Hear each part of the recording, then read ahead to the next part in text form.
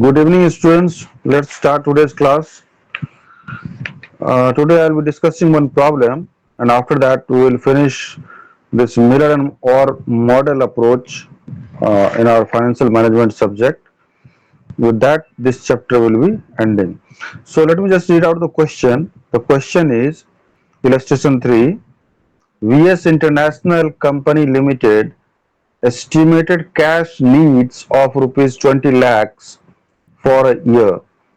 Cost of transaction of marketable securities is rupees 2000 per lot. The company has marketable securities in lot sizes of rupees 1 lakhs, 2 lakhs, rupees 4 lakhs, rupees 5 lakhs and rupees 10 lakhs. Determine the economic conversion lot size of 20% is if 20% is the opportunity cost. So first of all, you have to know what is the formula of calculation of economical conversion lot size. We need to determine economic conversion lot size of 20% if 20% is the opportunity cost. In our previous class, we had discussed regarding the formula. So what is the formula? The formula would be ECL equals to ECL stands for economic conversion lot. In economic conversion lot size equals to square root 2 capital C capital F divided by O. ECL stands for C stands for cost per conversion needed for future period and O stands for opportunity cost. So according to the formula, if we set all these figures into the formula, we are getting ECL equals to square root 2 multiplied by 2000. Why 2000? Because cost of the formula is square root 2 CF by O. So here 2 is given in the formula. Our C is how much? Cost per conversion is that is given, that is cost of transaction of marketable securities is how much? 2000 rupees, 2000 per lot. So this C is given. The next is F. So what is F? F is also given in the question. Where is F? F is estimated cash needs of rupees 20 lakhs for a year. That 20 lakhs is our F divided by this O. O stands for opportunity cost. That O is also given in the question. Where it is? It is given determine economic conversion lot size if 20% is the opportunity cost. So 20% or 0.20 both are same. So divided by 0.20.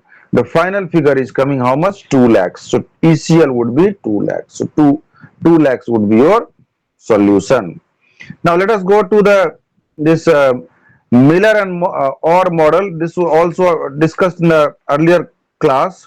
I have discussed, in brief I have discussed, but again I am telling you that this is very important from examination point of view. Must remember what it is, and if you make this figure 2 and write a bit about it, simply will fetch 10 marks. Simply it will be fetching you at least 10 marks. Know where it is going. Now Miller and Orr model approach. The Miller and Orr model is Miller एक अलग है और अलग है, ठीक है. सो दो दो मॉडल है. एक है बाउमल मेथड है. बाउमल जो हमने पहले डिस्कस किया था earlier, we have already discussed. Two methods are there. So this is the second method. Earlier we have discussed Baumol method and now we are discussing Miller and Orr model approach. Now the Miller and Orr model is in fact an attempt to make Baumol model more elastic with regard to the pattern of periodic changes in cash balances. Baumol's model is based on the assumption that uniform and certain level of cash balances, but in practice firms do not use uniform cash balances, nor are they able to predict daily cash inflows and outflows. देखिए भाई, ये जो dependent है, किस पे dependent है? Baumol method इस concept, इस अजम्पशन पर डिपेंडेंट है कि फर्म जो है ना, that are using uniform cash balances and they are also able to predict the daily cash inflows and outflows, but in practice or in practical it is not possible. The Miller-Orr model overcomes the limitations of Baumol model. तो Baumol model का जो limitations है उसको overcome किया है किसने? किस model ने? Miller and Orr model ने. It's augmented on the Baumol model and came out of a statistical model that is useful for the firms with certain cash flows. The Miller and Orr model provides two control limits. Miller and और model जो है ना, वो दो तरह का control limits provide करता है, अपर control limit and the lower control limit along with the return joint. ये फिगर हमारे पास दिया हुआ है, देखिए इसमें एक्स एक्सिस पे टाइम होराइजन है एंड वाई एक्सिस पे क्या है? कैश है रुपीज में, जिसको कि लोअर कंट्रोल लिमिट भी कहा जाता है. नीचे वाला जो पॉइंट है LCL एंड सबसे अपर पॉइंट जो है that is upper control limit और UCL. ठीक है, उसको देखते हैं. According to this model, cash balance fluctuates between LCL and UCL. So as per this balance, first of all you have to draw upper control limit on the upper level, and on the at the lower level you have to draw lower control level limit. What they are saying, according to this model, cash balance fluctuates L. Whenever cash balance touches UCL, then the firm purchases sufficient marketable securities to take bank cash balance to return point. देखिए क्या कहा जा रहा है कि इसमें क्या होता है, कैश बैलेंस जो है ना UCL एंड LCL के बीच में फ्लक्चुएट करता है. तो जब भी ऐसा होता है कि कैश बैलेंस टच करता है UCL मतलब अपर कंट्रोल लिमिट को, जो पॉइंट जो है उसको टच करता है, तो फर्म क्या करती है? ज्यादा से ज्यादा मार्केटेबल सिक्योरिटीज में इन्वेस्ट करती है, उसको खरीद लेती है. तो UCL ज्यादा से ज्यादा जो खरीदती है वो कहां से आता है? उसके पास में कैश बैलेंस का अनुमान कहां से लगाता है? तो UCL माइनस RP क्या होता है जी? Return point. एंड UCL मतलब अपर, तो अपर कंट्रोल के पास में जो टच किया है कैश, वहां पे कैश कितना है? माइनस कीजिए रिटर्न पॉइंट में, और जो बैलेंस बचता है उस पैसे से आप मार्केटेबल सिक्योरिटीज खरीद लेते हैं. On the other hand, when the firm touches the lower control limit, अब देखिए क्या है, जब पैसा आया, सिंपली समझ लीजिए, जब पैसा आ गया एक्स्ट्रा पैसा, तो उसको क्या किया? इसने मार्केटेबल सिक्योरिटी में इन्वेस्ट कर दिया, खरीद लिया, कैश बैलेंस को बढ़ा लिया और इन्वेस्ट कर दिया. Similarly, when your cash balance reduces and it comes down to the lower control level limit, now and again now you need cash, then what will you do? You will be selling off your investment. So see, on the other hand,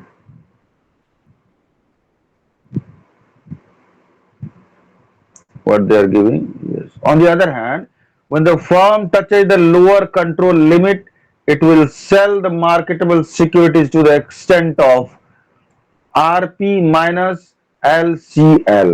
पहले हमने जो क्या किया था, जब sufficient cash था upper limit में, तो UCL माइनस RP किया था हमने. ठीक है, UCL माइनस RP मतलब रिटर्न पॉइंट, UCL मतलब अपर control limit.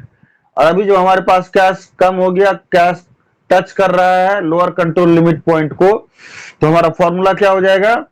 RP minus LCL. RP मतलब return point minus lower control limit. जितना बैलेंस आएगा उस बैलेंस को आप क्या कीजिएगा, उतना से आप सेल आउट कीजिएगा अपना सिक्योरिटीज को. Take back cash balance to return point. The cash balance at the lower control limit is set by the firm as per requirement of maintaining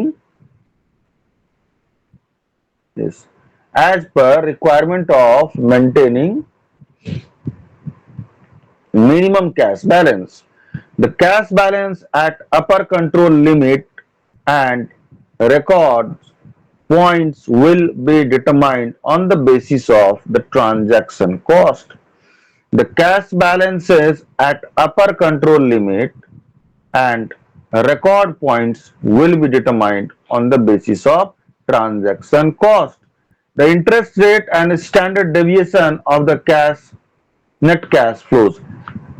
Now the following formula is used to determine the spread between UCL and LCL are MO model. So MO model को क्या कहते हैं? Miller और model. तो ये जो है, ये जो spread between UCL and LCL है, इसको कहा जाता है MO मॉडल. तो MO मॉडल भी आ सकता है एग्जाम में. MO मॉडल का मतलब हुआ मिलर और MILLER, मिलर ORRE और मिलर और मॉडल अप्रोच. ठीक है, पेज नंबर 117.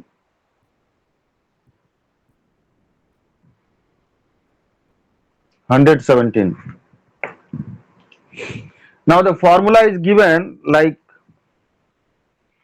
ZRP, RP मतलब हो गया return point, equals to 3 square root 3C divided by 4O plus LCL or 3 by 4 multiplied by C by O plus LCL, where Z equals to control limit of cash balance or return point, C equals to transaction cost, S equals to variance of net cash flows, LCL equals to lower control limit, O opportunity cost और interest rate. ये जो figure दिया हुआ था last में, जो हमने last slide में प्रीवियस जो पेज में हमने पढ़ा, वो जो फिगर दिया हुआ है 2, उसमें सारा कुछ दिया हुआ है. सब वहां से इसको देखिए, आप समझिए.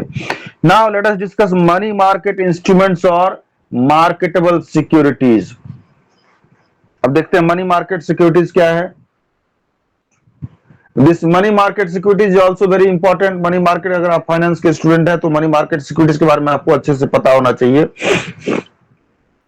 कि क्या क्या चीज है मार्केट में, क्या क्या फाइनेंशियल मार्केट में, मनी मार्केट में क्या क्या इंस्ट्रूमेंट्स है, उसके बारे में आपको जानकारी होना चाहिए एज ए फाइनेंशियल मैनेजमेंट और finance student. Money market refers to the market for short-term securities. So what does it mean by this? Money market refers to the market for short-term securities.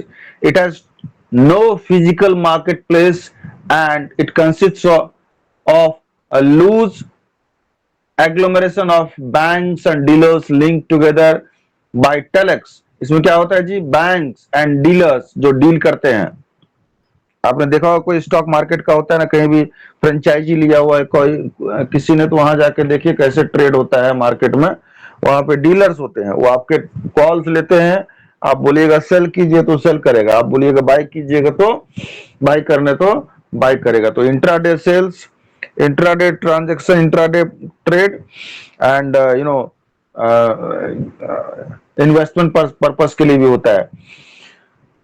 So what they are saying, together by telex, telephone and computers, a huge volume of securities is regularly traded on the market and the competition is energetic.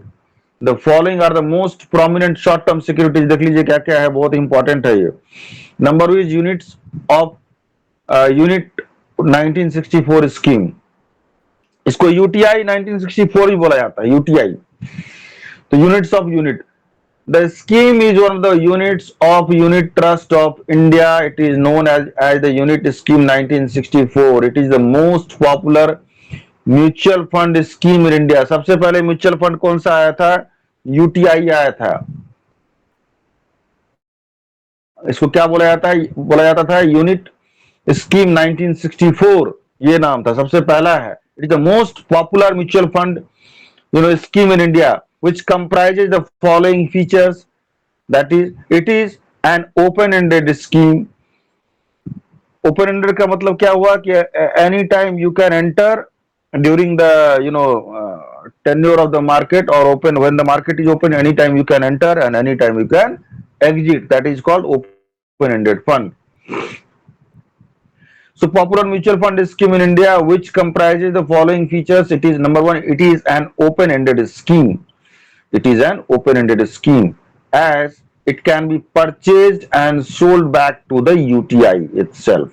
As it can be purchased and sold back to the UTI itself on the continuous basis. Number two is the units have face value of rupees 10 for sale and purchase of units are not determined on the basis of NAV. NAV is NAV. NAV stands for net asset value. NAV का मतलब होता है रोज का जो उस particular fund का जो value है कितना है, 10 रुपये है तो कल का हो जाएगा 11 रुपये. Number one. नंबर टू, आपको एक और चीज बताना चाहता हूँ, whenever a company launches its this NFO stands for new fund offer, then the price at which that NFO is launched is rupees 10. NAV is rupees 10 per unit. 10 रुपये होता है उसका. NAV का हर NAV जो है ना, it keeps on changing on daily basis. हर एक दिन 8 बजे के बाद रात में एमपी के वेबसाइट पर, association of mutual fund of India है ना, उसके वेबसाइट पर 8 बजे के बाद ये अपलोड किया जाता है कि कितना NAV है हर एक फंड का. सो and the purchase of units are not determined on the basis of net asset value of the units, as should be the case for a truly open-ended scheme. It is instead they are determined administratively by the UTI, taking into account the element of accrued interest from time to time, usually at monthly intervals. Thus, the units of the US 64 scheme offers a convenient and attractive investment avenue for short-term funds for the following reasons. Number one, existence of active secondary market. Existence of active secondary market. Units appreciate over time in a fairly predictable manner, and the UTI makes a gradual upward revision in its selling and repurchase price from July to June. Number two is ready forward और repos. देखिए दूसरा क्या है, ये money market instrument का पहला point था. जो पहला तो एग्जाम में आ सकता है कि what are the money market instrument, तो पहला लिख दीजिएगा आप unit of, what will you write? The first one you will be writing units of unit 1964 scheme. Number two, you will be writing ready forward, RPs or repos. What is RPs or repos? In the ready forward deal, a commercial bank or some other organization may enter into an arrangement with a company intending to park its surplus funds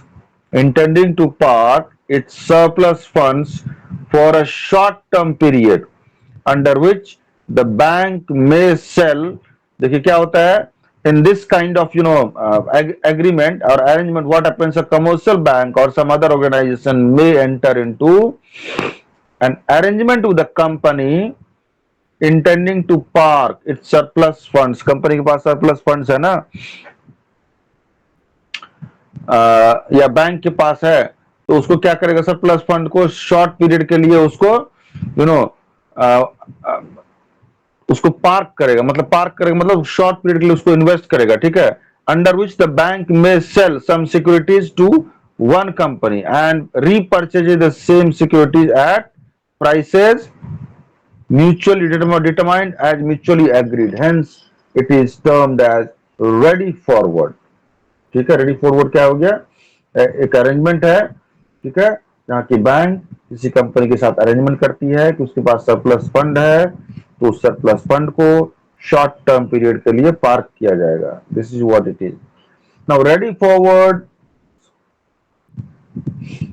are however permitted only in a limited number of specified securities. Ready forward does not provide any income to the company. Ready forward does not provide any income to the company in the form of interest, but the company's income is the difference between the buying and selling prices. देखिए क्या है, interest कुछ नहीं मिलेगा, लेकिन buying and selling prices में क्या है, जब आपने खरीदा था तो कम दाम में खरीदा था और जब बेच रहे हैं उसको तो ज्यादा दाम में बेच रहे हैं, तो जो डिफरेंस है प्राइस का, that is your income. The income earned on the ready forward is taxable as usual. The rate of return on a ready forward deal is closely related to the market conditions prevailing in the money market, which is generally tight during the busy season, also at the time of annual closing. Next is treasury bills. This is again very important. Treasury bills are obligations of the government for a short term period. Treasury bills are the obligations of the government for a short term period of less than 1 year. देखिए treasury bills जो है ना government issue करती है और एक साल से कम समय के लिए, यू नो, एक साल में जैसे 365 डेज होता है या 366 होता है लीप ईयर में, हमारे लिए 365 डेज होता है, तो लेसर देन 1 ईयर मतलब 364 डेज का ये इशू हो सकता है.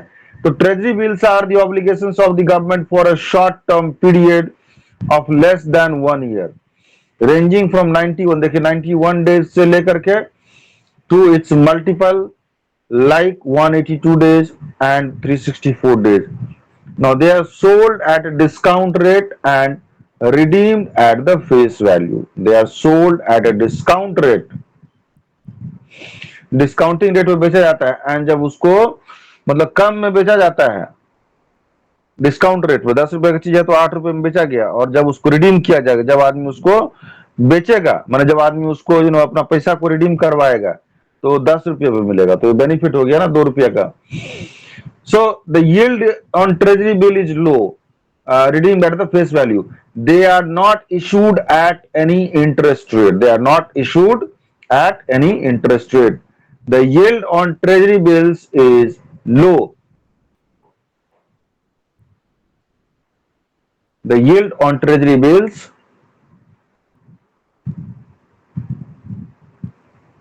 is low when compared to other gainful short-term investment avenues.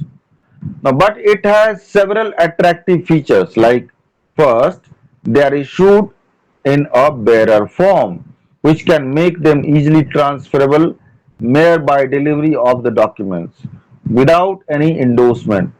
Second, ये क्या है, bearer जैसे चेक होता है ना वैसे bearer होता है ये, issued in a bearer form which make them easily transferable mere by delivery of the documents without any endorsement. Second, the secondary market for bills make them highly liquid. Second thing is that the secondary market for bills make them highly liquid. Page number 118. Page number 118. So this is also very much liquid. What they are saying that the secondary market for bills make them highly liquid and also allows to purchase of bills with a very short maturities. Thirdly, they are risk free since they are having financial backing of the government. देखिए government के द्वारा issue किया जाता है तो इसलिए इसमें default होने का संभावना बिल्कुल भी नहीं है, और ये क्या होता है, रिस्क फ्री होता है. नेक्स्ट है हमारा ट्रेजरी बिल्स के बाद है commercial papers. Now, commercial paper is short-term unsecured promissory note issued by large companies. It was introduced in 1990 with a view to enabling the highly rated corporate borrowers to diversify the sources of their short-term borrowings, as also provide an additional instrument to the investors to park their surplus funds for a short-term period.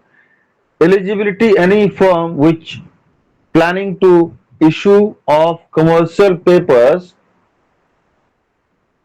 is, देखिए क्या eligibility, has to fulfill the obligations given by RBI.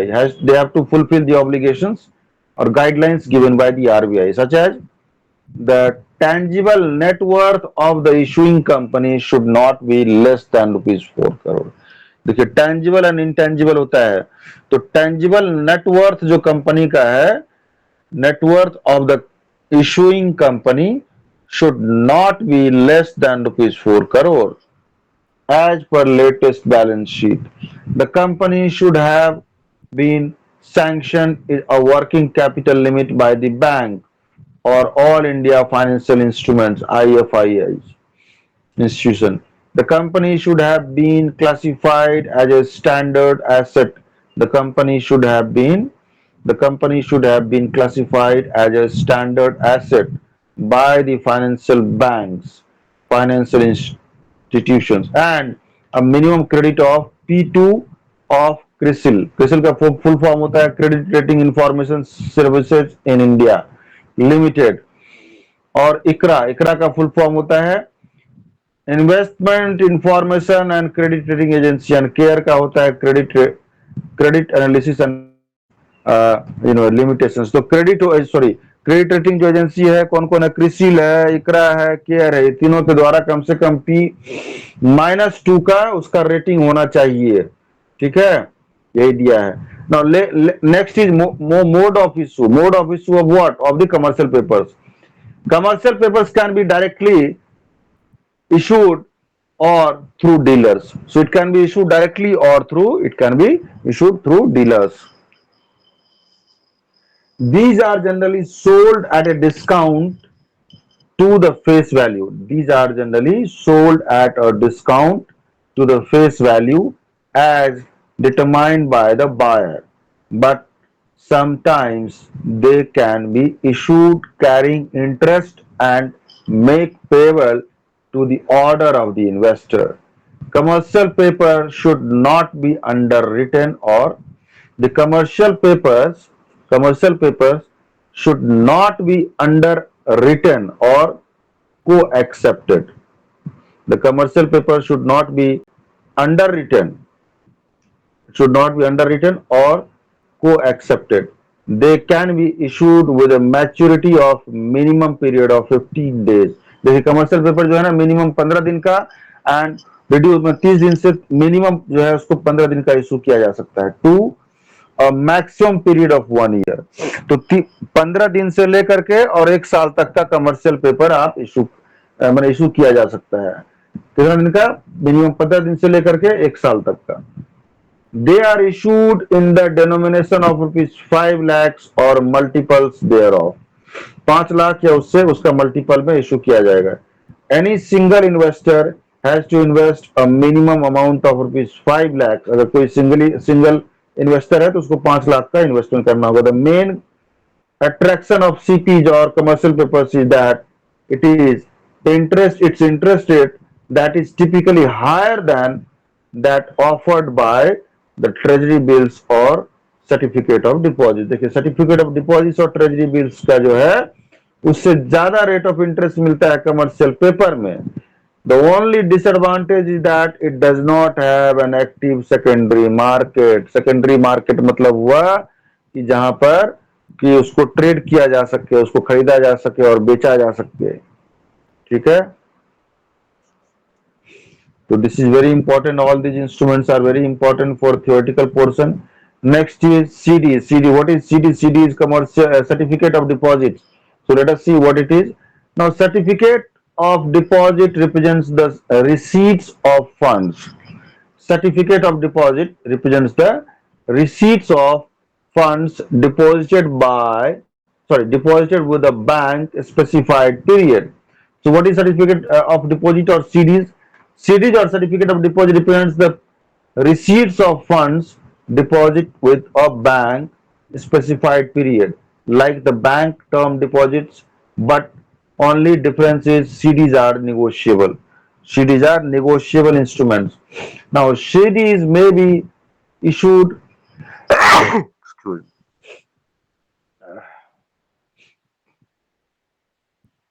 CDs may be issued in registered form or bearer form.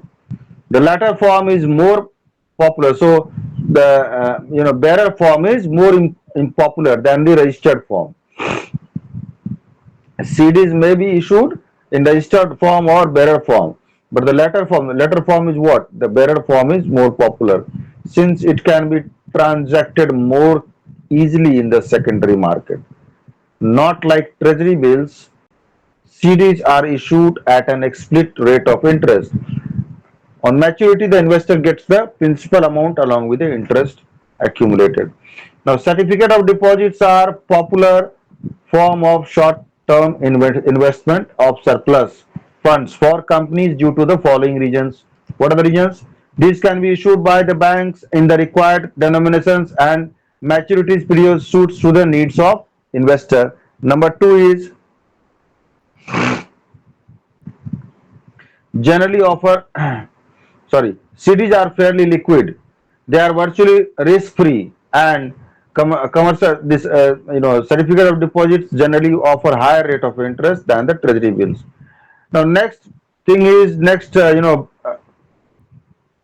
instrument, money market instrument is what? That is bankers acceptance.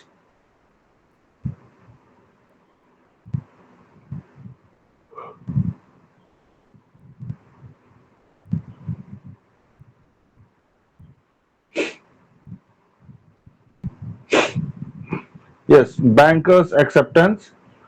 What it is? Bankers acceptance are time drafts drawn on a bank by a firm in order to obtain payment for goods that. So bankers acceptance are time drafts drawn on a bank by a firm in order to obtain payment for goods that he or she has shipped to customer which maintains an account with that specific bank. In other words, it is a short-term promissory trade note for which a bank promises to pay the holder the face amount at the maturity. So this is the banker's acceptance. The draft guarantees payment by the accepting bank at a specified point of time. Hence, the acceptance becomes a marketable security. The document is not issued in a specialized denominations since one party uses acceptance to finance the acquisition of goods.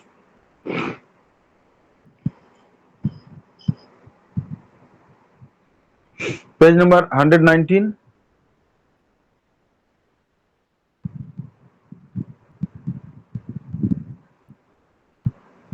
Yes. Next is intercorporate deposits. So what is intercorporate? आपने एक company दूसरे company में deposit कर दिया, that is intercorporate. Now intercorporate deposit, this is a popular short term investment avenue for companies in India. At the same as the name itself says, an intercorporate deposit is that deposit made by one corporate body with another corporate body.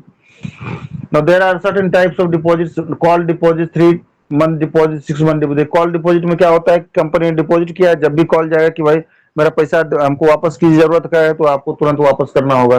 3 month deposit क्या है कि 3 महीने के लिए deposit किया जाएगा, 3 महीने के अंदर 3 महीने के बाद ही उसको निकाल सकते हैं. उसी तरह से 6 महीने का 6 मंथ डिपॉजिट है तो 6 महीने के बाद निकाल सकते हैं.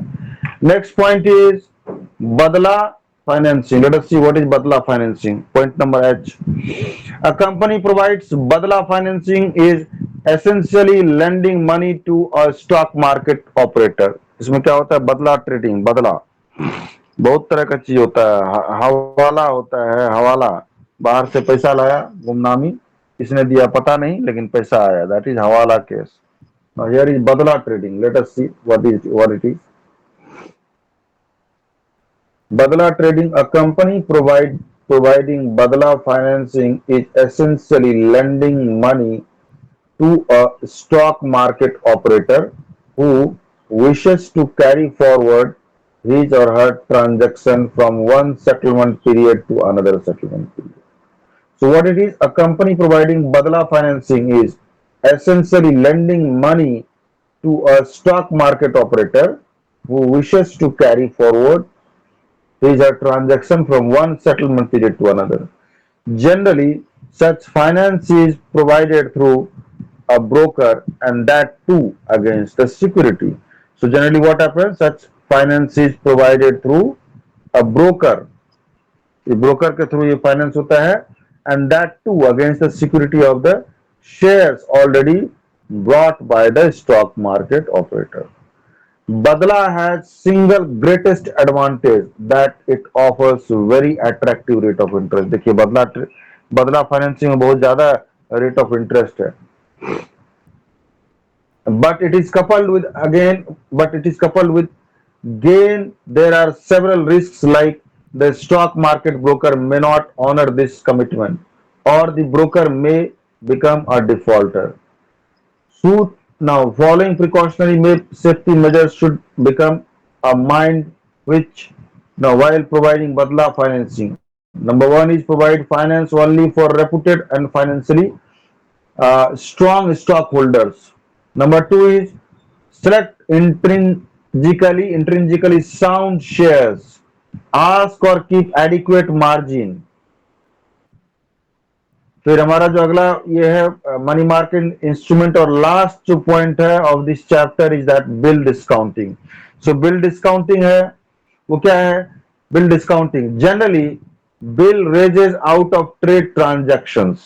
बिल कहां से आता है जी? Trade transaction. आपने क्रेडिट माल सेल किया तो आपने क्या करेंगे? अपने डेटर्स पे एक बिल रेज करेंगे कि भाई आपको पेमेंट, हमने इतना इतना माल आपको डिलीवर किया है and now you should pay me back for the money, for the you know for the material that has been delivered to you. So generally bills arises out of trade transaction. Bill is drawn by the seller, that is drawer, on the buyer, that is drawee, for the value of goods delivered to him. For what? For the value of goods delivered to him. During the pendency of the bill, if the seller needs funds, अब देखिए क्या है, during the pendency of the bill, अब bill उस पर raise किया है, अब उसमें मान लीजिए कि 45 दिन का टाइम है कि उस 45 दिन पे पेमेंट आएगा, लेकिन क्या कहा जा रहा है? During the pendency of the bill, if the seller needs funds he may get it discounted. तो क्या करेगा? उसको तो इमीडिएट पैसे की जरूरत है, तो बिल को डिस्काउंट करवा लेगा बैंक से. बैंक क्या बोलेगा भाई कि आपका जो भी बिल है ना उसको हम खरीद लेते हैं, 10 रुपया का बिल है तो आपको 9 रुपया पेमेंट करेंगे, 1 रुपया बैंक का चार्ज हो जाएगा. और बैंक को जब पेमेंट आएगा उस पार्टी से, तो कितना आएगा? 10 का 10 आएगा. तो बैंक को भी फायदा हो गया, इधर जो जिसने बिल रेज किया था उसको भी फायदा हो गया, उसका शॉर्ट टर्म कैपिटल नीड्स जो है, वर्किंग कैपिटल नीड्स उसका फुलफिल हो गया, तो सब आदमी को फायदा हो गया. So on the maturity the bill is presented to the drawee for payment. A bill of exchange is a self-liquidating instrument. So what it is? A bill of exchange is a self-liquidating instrument. Discounting is superior to intercorporate deposits. So what is discounting? Discounting is superior to the intercorporate deposits. इंटरकॉर्पोरेट मतलब एक company ने दूसरे company में deposit किया. While participating in bill discounting, a company should ensure, page number 120. Next page, please.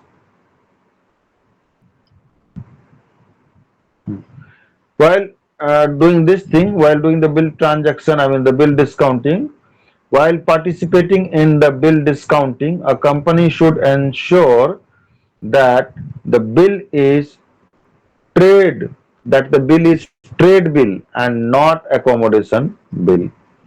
Try to go for bills backed by letters of credit (LC) rather than open bills, as the former are more secure. उसका summary थोड़ा सा पढ़ लें. Cash is one of the components of the current assets and is a medium of exchange for purpose of goods and services and for discharging liabilities. तो cash का कितना important है देखिए. कैश से ही आपका medium of cash is one of the components of current assets and is a medium of exchange for the purpose of goods and services and for discharging liability. In cash management, the term cash has used in two senses, narrow sense and broad sense. तो narrow sense में क्या है? In narrow sense, cash covers currency and generally accepted equivalence cash. तो narrow sense में इसका meaning ये हुआ cash का, cash covers currency and generally accepted equivalence of cash. अब देखिए कैश, कैश का मतलब क्या हुआ नैरो सेंस में, कैश हुआ and generally accepted instruments that are equivalents of cash. अब जनरली एक्सेप्टेड में क्या हो गया, बिल हो गया, मान लीजिए हुंडी हो गया, चेक्स हो गया, डिमांड ड्राफ्ट हो गया, सब सारा आएगा. For example cheques, demand drafts and bank demand deposits. Broad sense में क्या हो जाएगा, ब्रॉड सेंस में इसका मीनिंग हो जाएगा cash includes not only the above stated but also near cash assets. अब देखिए नियर कैश एसेट्स क्या, there are banks time deposits and marketable securities, so these are considered or these are called what, near cash assets. The marketable security can easily sold and converted into cash.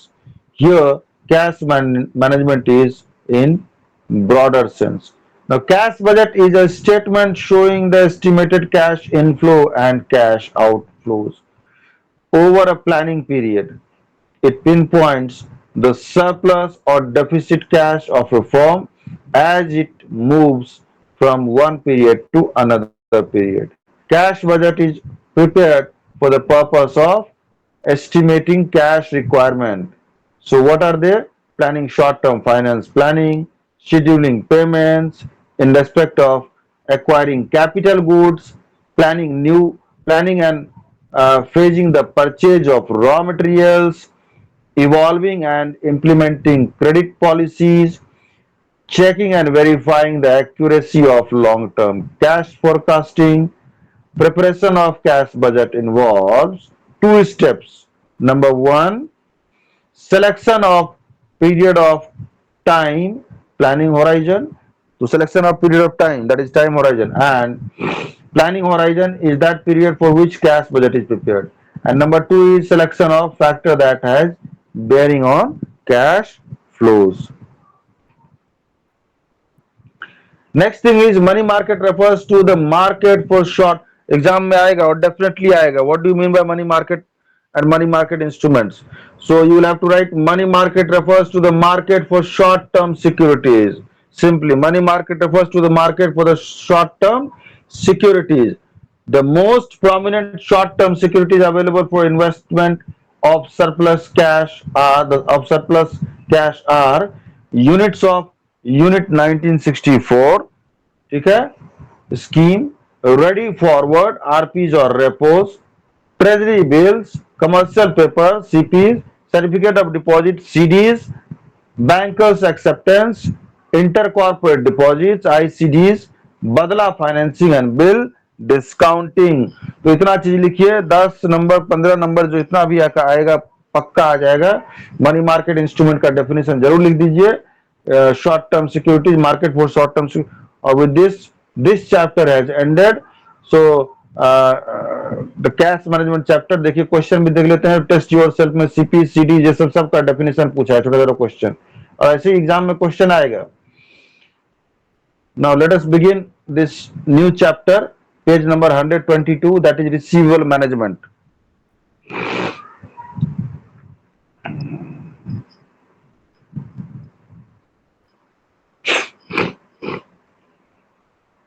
देखिए जो receivable मतलब क्या होता है, जब आप अपना goods किसी को आप बेचते हैं ना, जैसे आप जिससे खरीदते हैं तो पेएबल रेज होता है, लेकिन जब आप खरीद करके किसी को बेचते हैं तो आपको पेमेंट आएगा, तो वो रिसीवेबल हो गया. रिसीवेबल यानी कि payment to be received from the debtors. You have sold the goods to the debtors and that payment has to come. So this receivable is your asset, current assets, and it is shown under the balance sheet. And it is also called, in the working capital terms, it is your cash, because collection from the debtors will increase your cash. So now let us understand receivables management meaning and characteristics. Meaning, the term receivable is defined as debt owed to the firm excuse me. Receivable management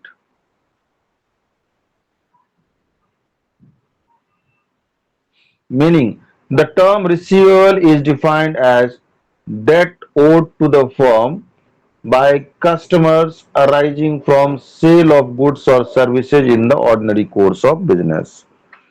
तो क्या हो गया, debt owed to the firm by customers, customer is owed, customer is owning, own मतलब कर्ज, कर्जदार है वो, उसको हमको पेमेंट करना है क्योंकि हमने उसको गुड्स डिलीवर कर दिया या सर्विस हमने दे दिया है.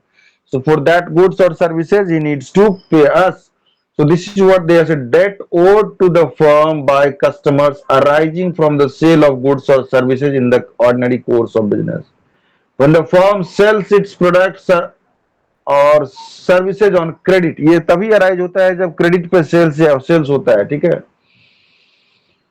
And it does not receive cash for its immediately, does not receive cash, for it immediately, but would be collected in near future. Till collection, they are till collection they form as a current asset. So collection तक में क्या है, वो current asset रहेगा आपको, और जैसे ही वो collection हो जाएगा, कैश बढ़ जाएगा आपका, डेटर कम हो जाएगा. Now let us see the characteristics. What are the characteristics? The accounts receivable arising out of credit sales have the following characteristics. Number one, risk involvement. Receivables involve risk since payment takes Bajaj in future and the future is uncertain. This is wrong. Bajaj will be not there. Now, risk involvement. Receivables involve risk since payment takes, this Bajaj is written, but it is wrong. Wrongly written Bajaj. It should not be there, this word. Now, since payment takes time and it will be delivered, the payments will be received in the future. So what happens? The future is uncertain and they should carefully be analyzed. Future क्या है, uncertain है, और payment कब आएगा, future में आएगा, तो इसलिए रिस्क इन्वॉल्वमेंट है. Based on economic value, accounts receivable are based on economic value. So accounts का जो रिसीवेबल है ना, वो that is based on value. The economic value in goods और services passes to the buyer currently. In return, the seller expresses an equivalent value from the buyer later. देखिए seller को कि यहां से तो तुरंत चला जा रहा है गुड्स और सर्विसेज, और बायर को तुरंत मिल भी जा रहा है, लेकिन पेमेंट क्या है ना, तुरंत तो मिल नहीं रहा है, तो वही कहा जा रहा है based on economic value. Now implies futurity. So buyer will make cash payment of the goods or services received by him in a future date, generally after credit period. Meaning of accounts receivable management. Accounts receivable management means making decisions relating to the investment in these current assets as an integral part of the operating process. The objective being maximization of return on investment in receivables. In other words, accounts receivables management involves management.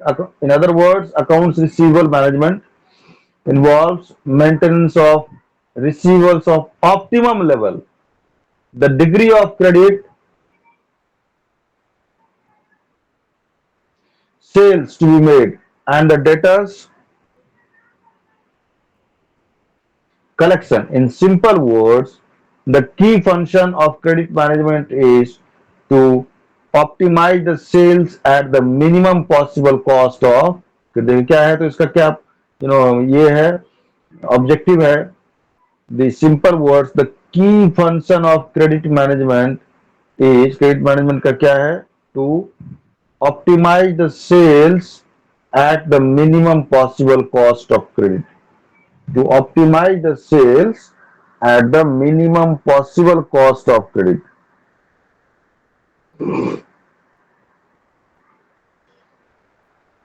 In simple words, the key function of credit management is to optimize the sales at the minimum possible cost of credit.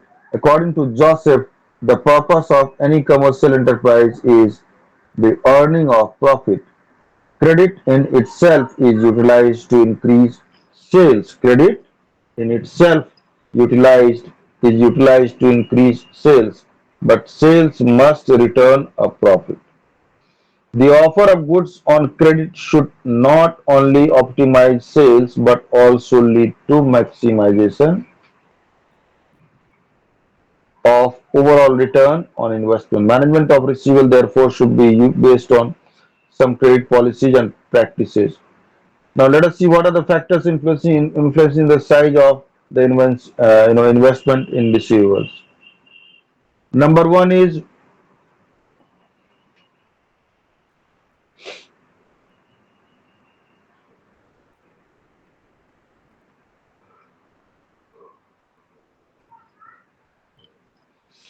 factors influencing the size of investment in receivables. Number one is volume of credit sales. Size of credit sale is the prime factor. So what is this?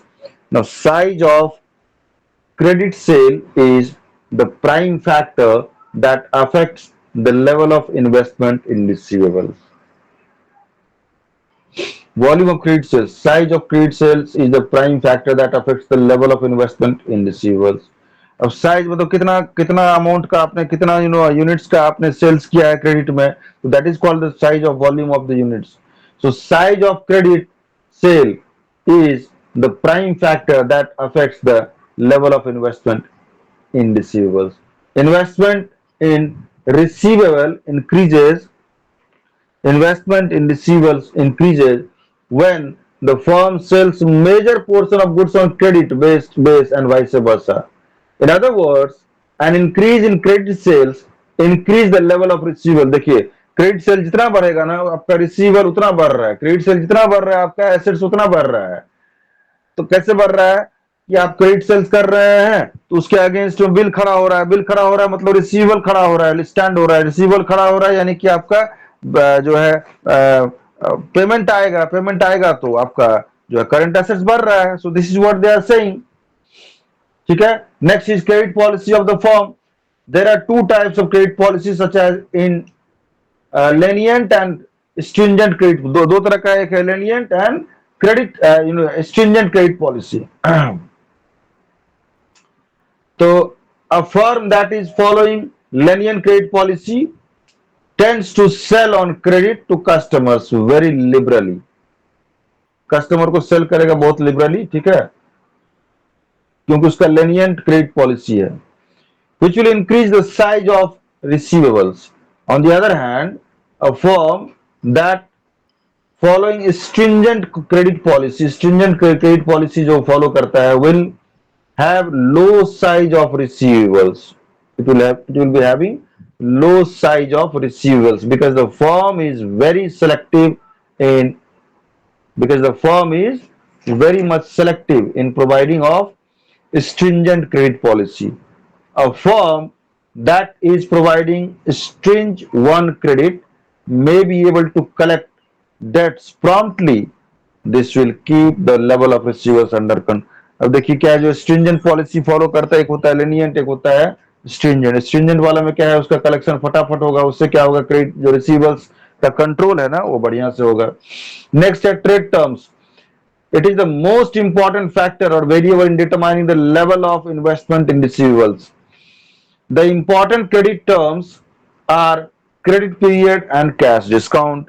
जब आप credit period and cash discount, अगर आप cash में बेच रहे हैं माल तो cash कोई पेमेंट कर रहा है तो आपको डिस्काउंट भी देना चाहिए. So trade terms, it is the most important factor in determining the level of investment in receivables. The important credit terms are credit period and cash discount. If credit period is more, if credit period is more when compared to other companies, so if credit period is more when compared to other companies, industry, then the investment in receivables will be more. तो credit period ज्यादा है तो investment, then the investment in receivables will be more. Cash discount reduces the investment in receivables because it encourages early payments. Cash discount reduces the investment in receivables because it encourages early payment. Cash discount मिलेगा तो जल्दी payment करेगा ना लोग कि भाई कुछ पैसा छुटवा लेंगे, कुछ पैसा मतलब डिस्काउंट मिल जाए तो जल्दी जल्दी पेमेंट होगा. So this is what the trade terms are there. Next is seasonality of business. A firm doing seasonal business has to provide credit sales in other seasons. Now, when the firm provides credit automatically, the level of investment in receivables will increase the with the comparison of the level of receivables in the season, because in season firm will sell goods on cash basis only. For example, refrigerators, air cooling products will be sold on credit in the winter season and on cash in summer season. देखिए summer season में क्या है ना कि fridge का, refrigerator का, cooler का, AC का डिमांड बढ़ जाता है, तो इस टाइम में आप जो है मतलब क्या है कैश में ही आपको सेल हो जाएगा क्योंकि बहुत लोग खरीदने वाले हैं. लेकिन जब विंटर सीजन है ना तो वहां पे खरीदने वाले कम लोग हैं. गर्मी महीना में कोई भी जो है वुलन क्लॉथ खरीदेगा नहीं खरीदेगा. तो उस मौसम में क्या है आप उसको लेनियंट अप्रोच अपना करके या डिस्काउंट दे करके या आप जो है सो क्रेडिट में दे करके आप उसको को अपना बिजनेस चला सकते हैं. उसी तरह से same thing they have given कि विंटर सीजन में कौन चाहेगा कि एसी खरीदें. कोई ऐसा बहुत कम डिमांड होता है तो कम डिमांड होता है तो उस टाइम में आपको वो मिल जाएगा, क्या बोलते हैं, क्रेडिट मिल जाएगा. नेक्स्ट है collection policy. Now collection policy is needed because all customers do not pay the firm's bill in time. सभी लोग जो है ना समय पर बिल पेमेंट नहीं करते, इसलिए जो है ये पॉलिसी चाहिए होता है. ठीक है. Collection policy needed because all customers do not pay the firm's bill in time. A firm's liberal collection policy will not be able to reduce investment in receivables. A firm's liberal collection policy will not be able to reduce investment in receivables, but in future sales may be increased. On the other hand, a firm that follows stringent collection policy will definitely reduce receivables, but it may reduce future sales. Therefore, the collection policy should aim at accelerating collection from slow payers and reducing bad debt days. Next and last point number F is what? Bill discounting and endorsement. Bill discounting and endorsing bill to the third party, which the firm has to pay, will reduce the size of investment in receivables, will increase because discounted bills or endorsed bills have to be paid by the firm. Now, I'll be taking 2 minutes break. Then I'll begin with credit policy. So 2 minutes break.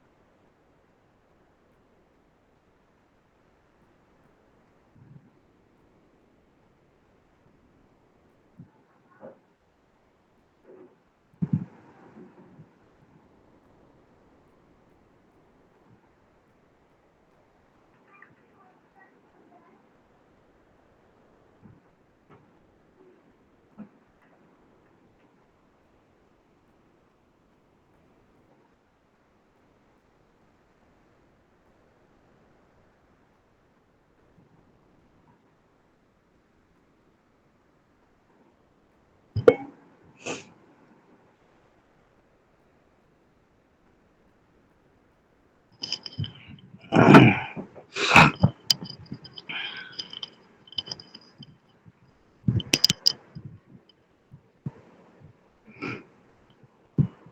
let us see the credit policy.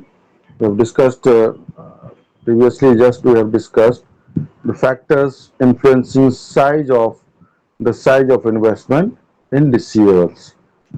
And now the next topic is credit policy. Let us discuss. So, what does it mean by this credit policy? In brief, we have discussed above the lenient credit policy and stringent credit policy that we have discussed. But in broader sense, they have given. So, on credit policy, also the question might come: what do you mean by credit policy? What are the types of credit policy? This type of question you may get in exam. So, please prepare accordingly. Now, credit policy. A firm's credit policy regarding its credit standards, credit period, cash discounts, and collection periods. Okay, so there are two types of credit policy. Number one is lenient credit policy, and another is stringent or tight. Stringent मतलब क्या हो गया? Tight बोलता है ना आदमी, tight position है तो tight मतलब stringent. ठीक है. So lenient credit policy, what does it mean by this? It is that policy where the seller sells goods on a very liberal credit terms and standards. In other words, goods are sold to the customers whose credit worthiness is not up to the standards or whose financial position is doubtful. अब देखिए, जिसका financial position doubtful है और जिसका credit worthiness नहीं है, उसके साथ अब व्यापार करेंगे तो क्या हो गया? पैसा डूबने का संभावना है ना, यहीं से बिजनेस खराब होने का संभावना होता है. ऐसे लोगों से आप डील कर रहे हैं कि जिसको लेनियंट है, हाँ भाई ले जाओ, बस आया है डिमांड उधर से, तो रिक्वायरमेंट आया है तो ले जाओ भाई, जितना माल ले जाना है, जितना सर्विस ले जाना है ले जाओ, और पैसा देते रहना. तो देते रहना तो आपका फर्म भी उसी तरह से डूब जाएगा. तो देख लीजिए, लेनियन क्रेडिट पॉलिसी वही होता है. डाउटफुल है, पहले से फाइनेंशियल पोजीशन डाउटफुल है, ले लेगा गुड्स और भाग जाएगा वो. So advantages of liberal credit policy is what? Increase in sales. Obviously, आप sales, page number 124. Yes, page number 124. So advantages of liberal credit policy is what? Increase in sales. The lenient credit policy expands sales because of the liberal credit terms and favorable incentives granted to customers. देखिए, customer को incentive मिल रहा है, और क्या हो रहा है कि क्रेडिट पॉलिसी भी कुछ ये नहीं है कि जब आपको पैसा देना होगा दीजिएगा, ऐसा कुछ वो नहीं है. स्ट्रिंजेंट नहीं, हायर प्रॉफिट्स. अब इनका अब देखिए, सेल्स हो रहा है, आपका जो प्रॉफिट हो रहा है ना बैलेंस शीट में, तो भले वो कैश सेल्स हो रहा है, क्रेडिट सेल्स हो रहा है, अल्टीमेटली सेल्स तो हो रहा है. तो बैलेंस शीट में जब प्रॉफिट एंड लॉस अकाउंट बनाए, सॉरी बैलेंस शीट जब प्रॉफिट एंड लॉस अकाउंट बनेगा अपना, तो उसमें तो दिखाएगा कि सेल्स में हमने इतना किया है, whether you have done that figure has arrived through credit sales or cash sales, but your profit and loss account will ultimately show the profit. So this is what they are saying, the higher profits. Increase in sales leads to increase in profits because higher level of production and sales reduces permit cost. Now disadvantage, bad debt loss. अब क्या है, माल ले लिया है, delivery करा लिया है, सामान ले लिया, भाग गया, पैसे नहीं दे रहा है, अब उसके पीछे लगाइए आप रिकवरी एजेंट को, रिकवरी का चार्ज फिर देखिए कितना होता है. A firm that follows this disadvantage, lenient credit policy may suffer from bad debts, losses, and arise due to the non-payment credit sales. Liquidity problem. Lenient credit policy not only increases bad debt losses but also creates liquidity problem, because when the firm is not able to receive the payment at a due date, it becomes difficult to pay currently maturing of. देखिए, आपको क्या है, आपका जो receivable आना था वहां से तो आ नहीं रहा है पैसा, क्योंकि आप वो तो लेनियंट अप्रोच बना रहे हैं, पैसा आ नहीं रहा है. लेकिन आपका जो ऑब्लिगेशन है, आप जहां से लाए हैं रॉ मटेरियल, जहां से कुछ खरीदे हैं, आपको भी तो ऑब्लिगेशन है पे करने का, तो आप भी पे नहीं कर पाइएगा. तो एक आदमी के पे नहीं करने के वजह से दूसरा आदमी खुद डिफॉल्टर हो जा रहा है, तो आपका भी इमेज खराब हो रहा है. दूसरा क्या है जी? Stringent credit policy. Stringent credit policy में क्या होता है कि seller sells goods on credit on a highly selective basis only, that is the customers who have proven credit worthiness and financially sound. Advantages of stringent credit policy क्या है? ये इसमें देखिए लेस बैड डेट्स। अब देखिए stringent है, आप tight रहेंगे भाई, नियम कानून फॉलो करना, आपको भाई पेमेंट करना होगा इतना दिन में, ये सब करना होगा, क्योंकि पेमेंट आप आएगा तब ना आप भी पेमेंट कर पाइएगा। पेमेंट जहां से आना है वहां से आ ही नहीं रहा है, वो जब मन होगा तब देगा, तो कहां से आप पेमेंट कर पाइएगा किसी को, आप भी लॉस में चल जाइएगा। सो लेस बैड डेट होता है इसमें कि a firm that adopts stringent credit policy will have minimum bad debt losses because it had granted credit only the customers who are credit वर्दी। आपको देखना होगा क्रेडिट वर्दी जो है उसी को दीजिए डिस्काउंट, उसी के साथ थोड़ा सा आप ढील बरतिए, यानी कि जिसको आप दे रहे हैं तो अपना आपका बिजनेस चल जाएगा, चौपट हो जाएगा। Sound liquidity position, the firm that follows a stringent credit policy will have sound liquidity position due to the receipt of all payments from customers on due date. The firm can easily pay the currently maturing obligations. अब आपका जो obligations है ना उसको आप easily आराम से तुरंत पे कर पाएंगे क्योंकि आपको पेमेंट आ रहा है। Now what are the disadvantages? Disadvantages are less sales. Now stringent credit policy reduces profits reduce करता है क्योंकि सेल्स कम होगा। So less restrict sales because it is not extending credit to average credit worth. जो average credit वाले लोग हैं उनको उतना उसको सेल्स हम नहीं करते हैं तो हमारा जो है सेल्स अफेक्ट हो रहा है और लेस सेल्स हो रहा है। Less profit, less sales automatically reduces profits. जब आप सेल्स को लेस में कम करते हैं तो प्रॉफिट जो है ऑटोमेटिकली कम होता है। because firm may not be able to reduce goods economically, because firm may not be able to reduce goods economically, ठीक है, and it may not be able to use resources efficiently that leads increase in production cost per unit. In fact, firms follows credit policy that lies between lenient and stringent credit policy. In other words, they follow optimum credit policy. Now, optimum credit policy involves a balance between cost and benefit. देखिए optimum क्या होता है? Trade off करना होता है between cost and benefit में, trade off, you have to do trade of.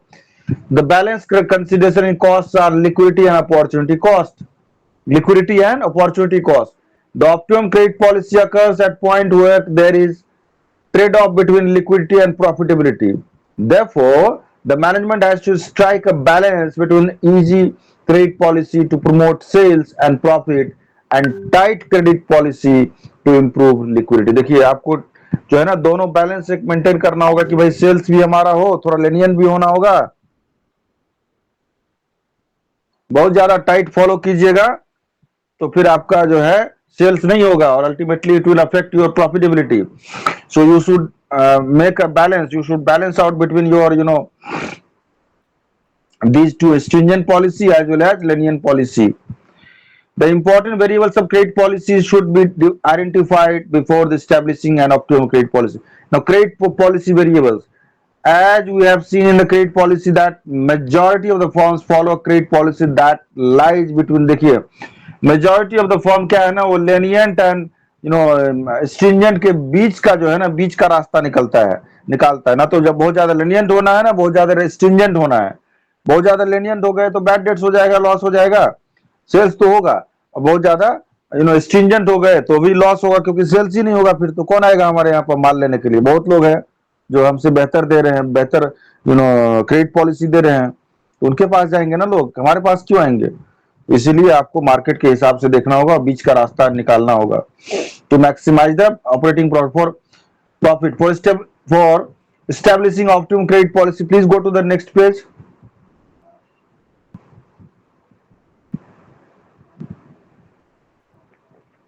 Page number 125, 125.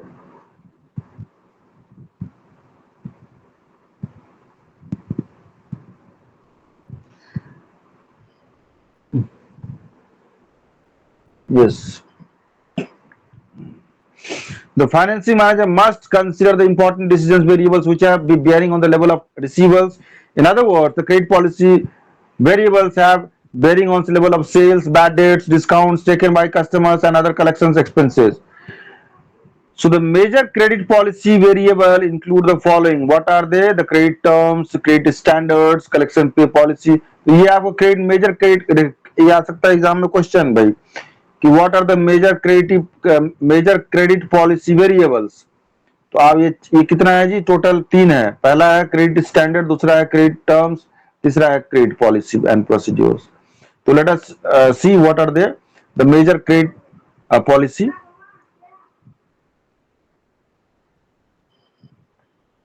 variables.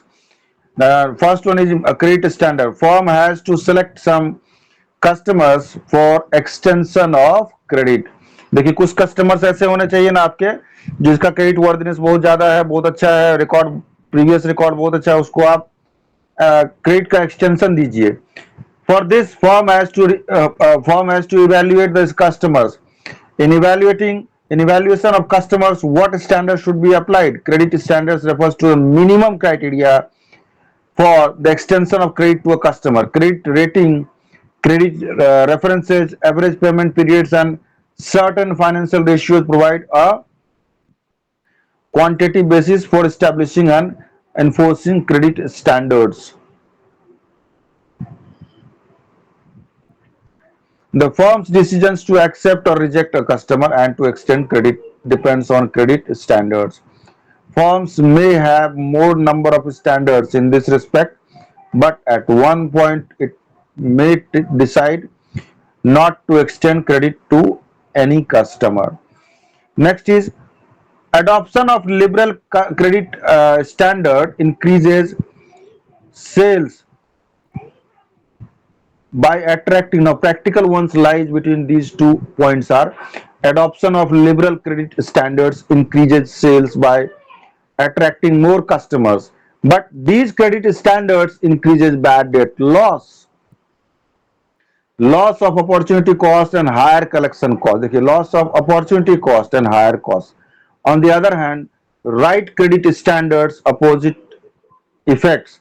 They reduce sales, bad debt loss, save opportunity cost due to less investment in receivables.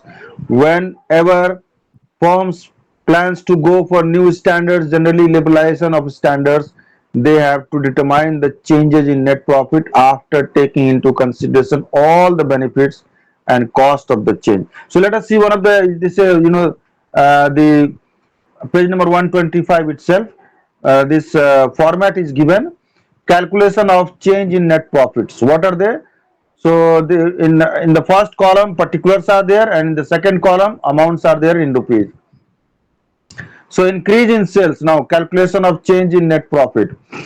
Increase in sales, that is given, less variable cost. So sales minus variable cost is what? It will give you the contribution. It is called contribution.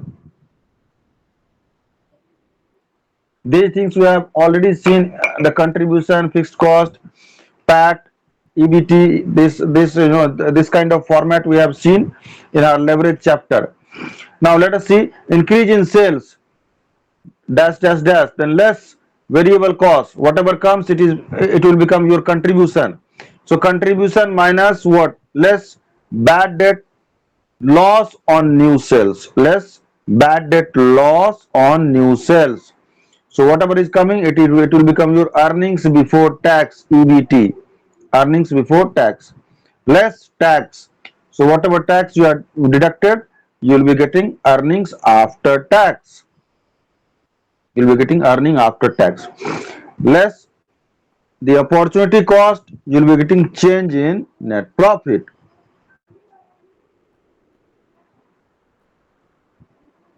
Next is calculation of bad debt loss on new sales.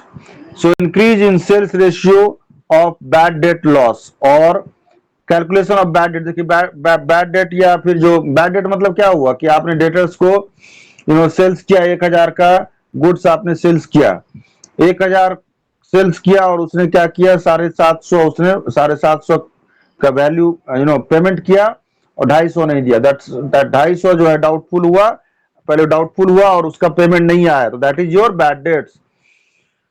So calculation of bad debts loss on new sales. Increase in sales ratio of bad debt loss on sales or bad debt loss with proposed credit period. So less bad debt loss with proposed credit period, bad debt loss on new sales. ये आप question बनाइएगा तो मालूम चलेगा. देखिए formula है page number 126.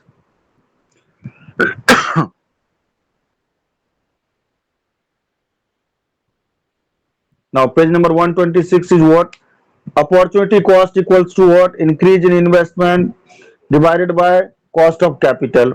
Now increase in investment equals to, increase in investment कैसे निकालते हैं? Equals to increase in sales divided by 365 multiplied by average collection period multiplied by ratio of variable cost to sales, or cost of sales divided by receivables turnover, or total variable cost of annual sales divided by receivables turnover.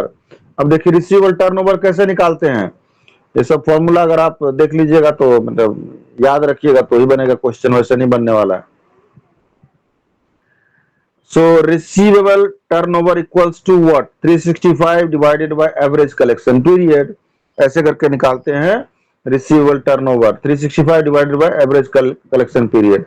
Now average collection period equals to trade debtors multiplied by number of working days divided by net credit sales. Then on page number 126 there is one question is there. This question you need to study first, understand, then I'll be discussing this question in the next class. So I am giving you time for understanding question number 1, question number 2 also, illustration 1 and 2, page number 127. The students need to, I will be covering theory parts and practical questions I will be discussing in the next class. Now let us come to page number 128. So in page number 128, what is it? Monitoring accounts receivable. Just evaluation of individual accounts does not, देखिए क्या monitoring of account receivables, ये तो हो गया ना भाई कि account receivable को कैसे मैनेज करना है. अब जैसे हमने पहले क्या पढ़ा है क्रेडिट पॉलिसी में, स्ट्रिंजेंट पॉलिसी एंड वो एक पढ़ा हमने लेनियन पॉलिसी. अब वहीं से आता है अकाउंट्स रिसीवेबल, क्योंकि जो डेटर्स है वो पेमेंट जो है सो करेगा, तो वहीं से वो ये चीज ये बात भी आता है, वहीं से इसका लिंक वहीं से है. इसको मॉनिटर कैसे करना है? तो monitoring accounts receivables, just evaluation of individual accounts does not help. Just evaluation of individual accounts does not help in efficient accounts receivables management without continuous monitoring and control of receivables. So just evaluating individual accounts does not help in efficient accounts receivables management without continuous monitoring and control receivables. In other words, success of collection effort depends on monitoring and controlling receivables. In other words, success of collection efforts depends on monitoring of controlling receivables. Then how to monitor and control the receivables? Now there are traditional techniques available and they are receivable turnover. Receivable turnover हमने कैसे निकाला अभी? इसका formula था receivable turnover का क्या था? 365 divided by what? We've just used the 365 divided by average collection period. Average collection period का क्या फॉर्मूला है? Trade debtors multiplied by number of working days divided by net credit sales. So average collection period ये हो गया.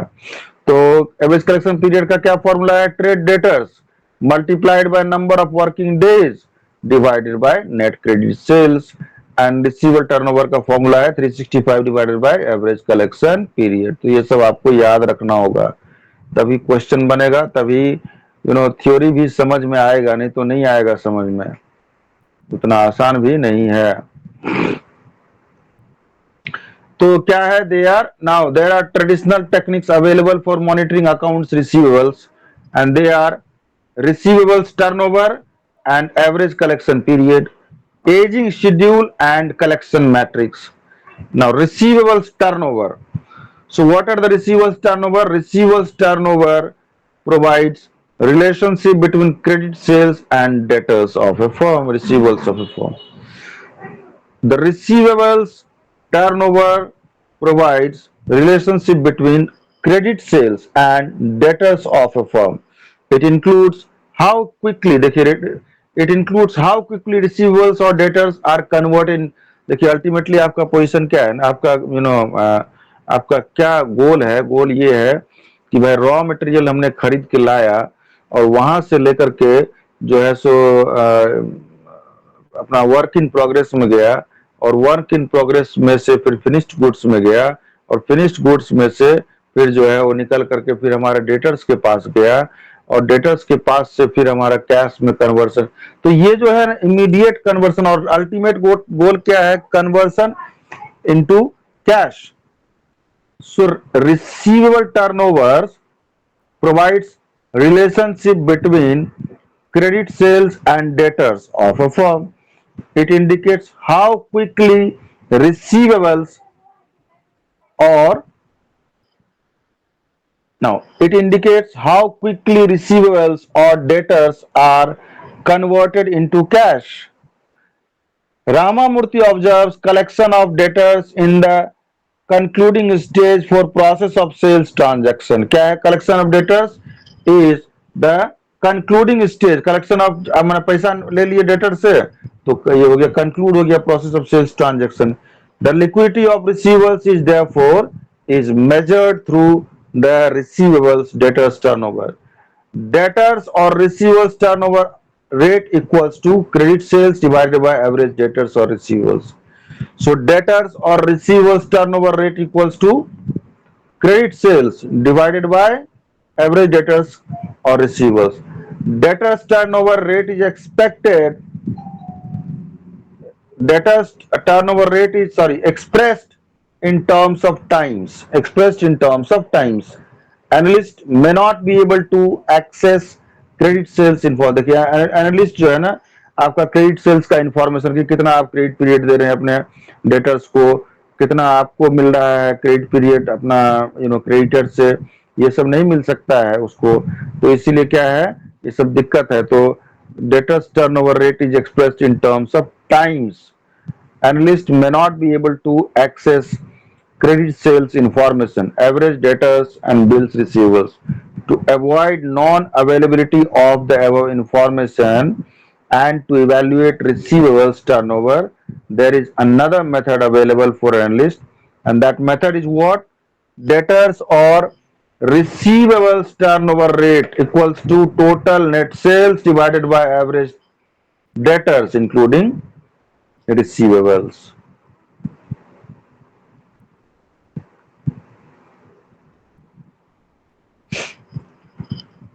Next is average collection period. So what does it mean by average collection period? Average collection period मतलब सीधा हुआ भाई कि जो collection हो रहा है, हमने डिफरेंट पार्टीज को सेल्स किया हुआ है, डेटर्स को क्रेडिट में सेल्स किया हुआ है, तो हमारा जो कलेक्शन पीरियड है वो एवरेज कितना होगा, कितना दिन में आएगा? तो average collection period ACP. Now turnover rate converted into average collection turnover rate. The turnover rate converted into average collection period is a significant measure of the collection activities of debtors. Average collection period is a measure of, देखिए average collection period क्या है? Average collection period is a measure of how long it takes from the time sales is made to the time of cash is collected from the customers. मतलब सीधा बात है भाई कि आपने जो सेल्स किया उस सेल्स के टाइम से कितना समय लगेगा कंपनी को कैश डेटर से लाने में, कलेक्ट करने में। सो this is your average collection period. जो टाइम लग रहा है ना, that is your collection period. तो ACP या एवरेज कलेक्शन पीरियड का फॉर्मूला है equals to 365 divided by debtors or receivable turnover. अब एक एग्जांपल देखते हैं आपका illustration 6 page number 128, page number 128 illustration 6. A company's credit sales are rupees 20 lakhs in a year. The opening debts are 2 lakhs and closing debtors are 2 lakhs 10,000. Determine debtors turnover and ACP. So debtors turnover ratio equals to what? 20 lakh. देखिए debtors turnover ratio निकाला है 20 lakhs. 20 lakhs क्या है हमारा? Credit sales है. Credit sales divided by 2 lakhs. 2 lakhs क्या है हमारा? ओपनिंग डेट्स है 2 lakhs एंड क्लोजिंग डेटर्स कितना है? 2 lakhs 10,000. दोनों को जोड़ दिया डिवाइडेड बाय एवरेज निकाला है ना, एवरेज टर्नओवर, तो डिवाइडेड बाय 2 निकाला है तो कितना आ गया? और उसको डिवाइड किया है, 20 lakhs को उतना से डिवाइड कर दिया तो कितना आया? 9.75 टाइम्स आया.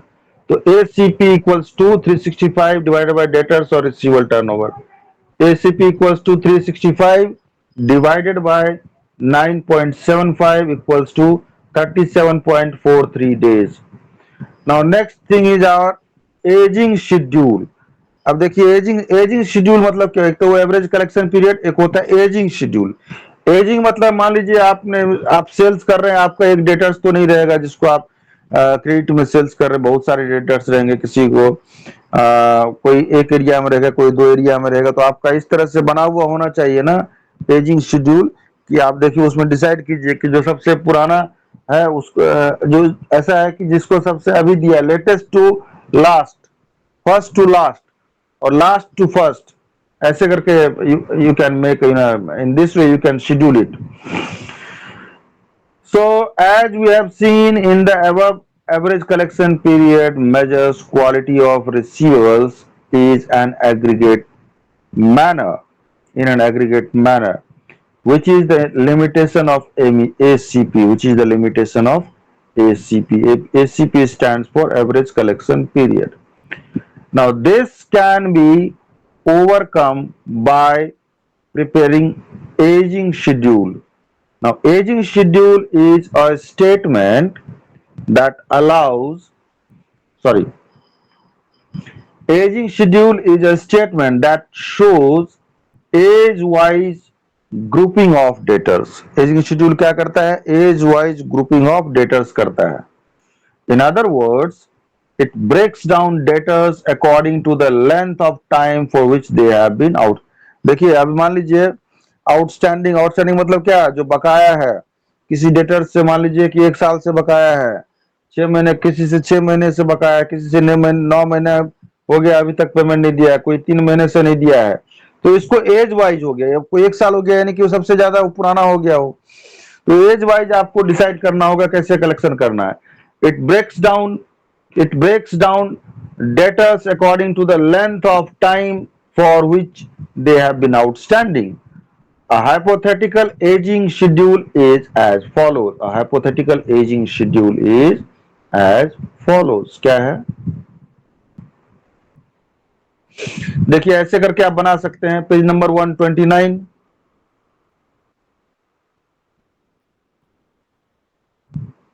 Yes, page number 129. ऐसे करके आप एज शेड्यूलिंग बना सकते हैं. Age group in days, amount outstanding, percentage of debtors to total debtors. ठीक है जी.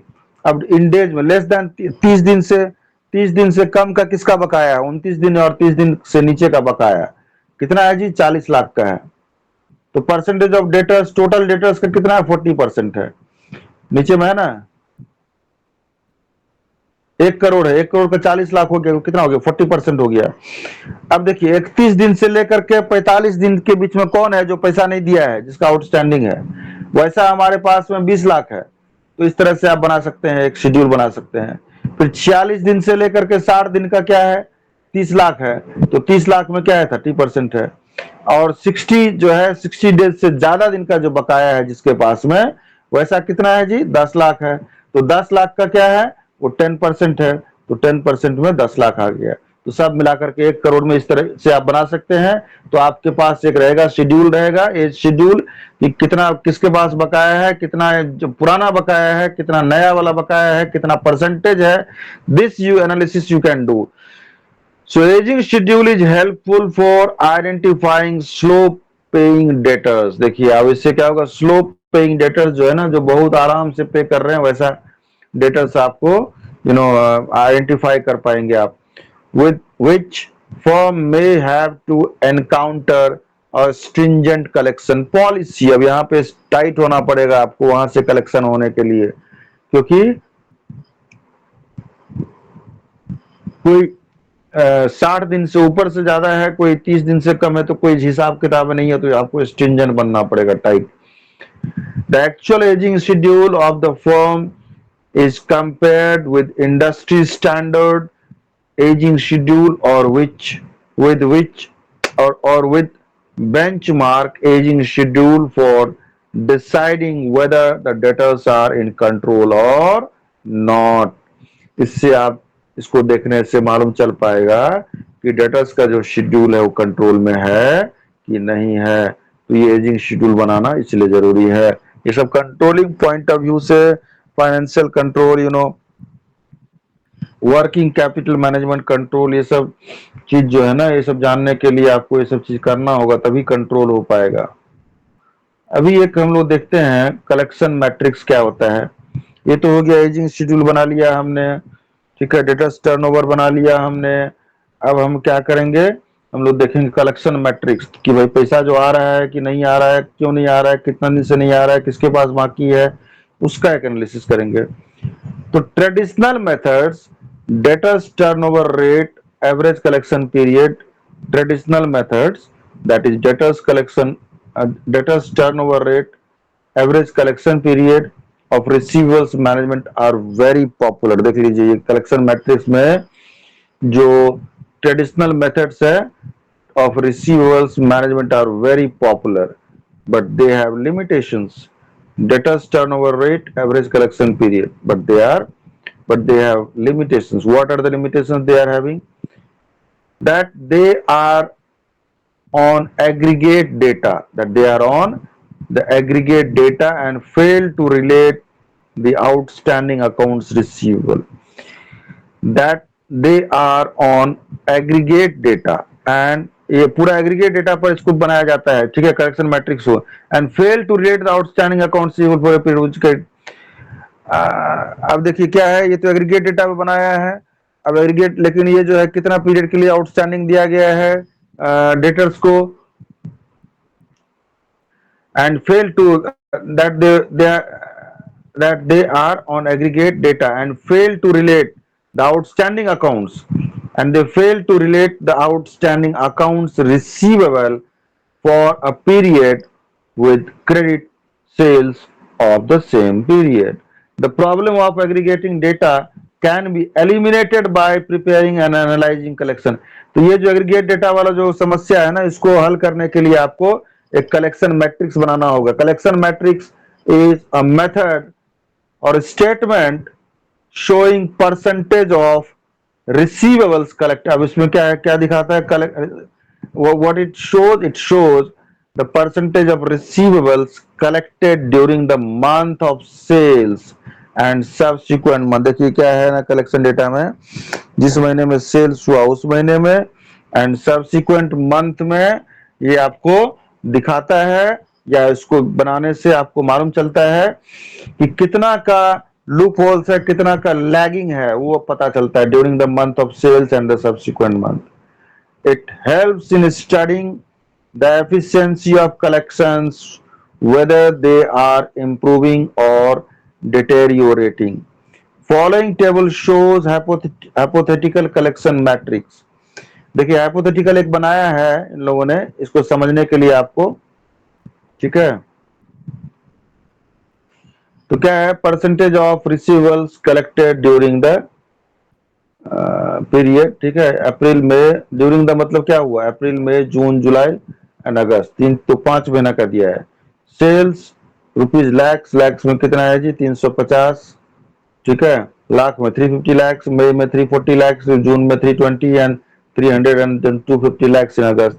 Then month of sales, ठीक है, क्या है, 10 lakhs, 12 lakhs, 14 lakhs, 11 lakhs and sorry, month, sorry, ये क्या है, देखिए मंथ ऑफ सेल्स, ये सॉरी, ये 10 lakhs नहीं है, मंथ ऑफ मतलब क्या है, 10th मतलब अप्रैल में से, सॉरी अक्टूबर में सेल्स हुआ, ठीक है, तो इस तरह से दिया हुआ है। Then first month following, first month following, ये क्या दिया है,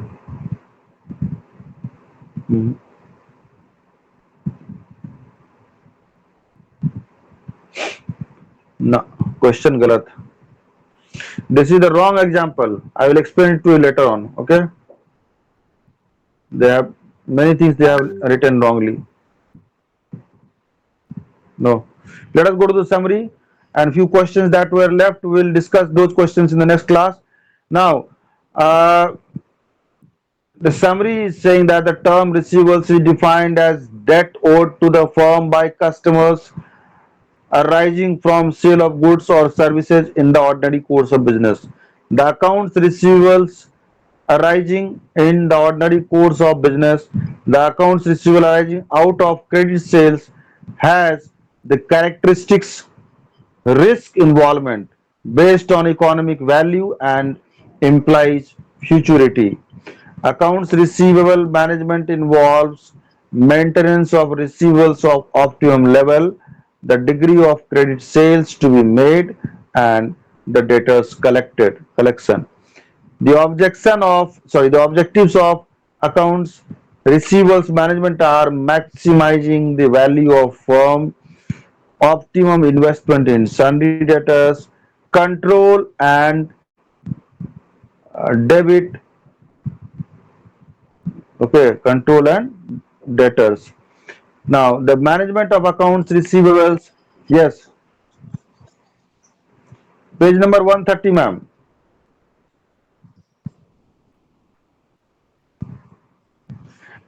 I am just discussing the summary of this page, this chapter. 130.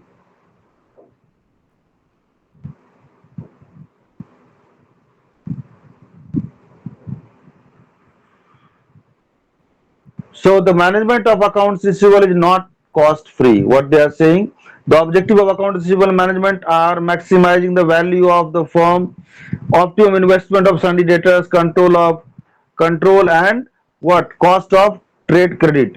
So the management of account receivable is not cost free. It involves cost and its association with accounts receivables, which is resulting into opportunity cost or capital cost, collection cost, and bad debts.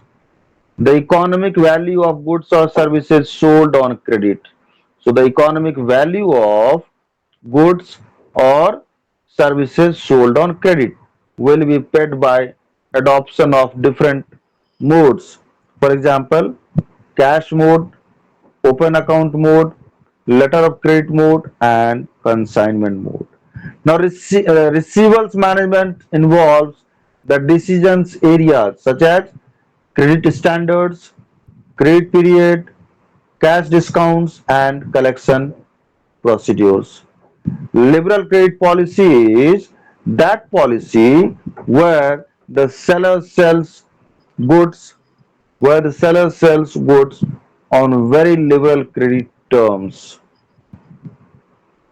and standards which increases in sales. देखिए liberal credit policy में क्या होता है ना, आपका sales तो बहुत increase हो जाएगा जी, और अल्टीमेटली सेल्स इंक्रीज होगा तो अल्टीमेटली जो आपका balance sheet profit and loss account है ना, वहां पे प्रॉफिट भी दिखाएगा, तो प्रॉफिट अगर दिखाएगा तो बैलेंस शीट भी आपका जो है अच्छा दिखेगा, परंतु क्या होगा, इससे बैड डेट होने का संभावना बहुत है।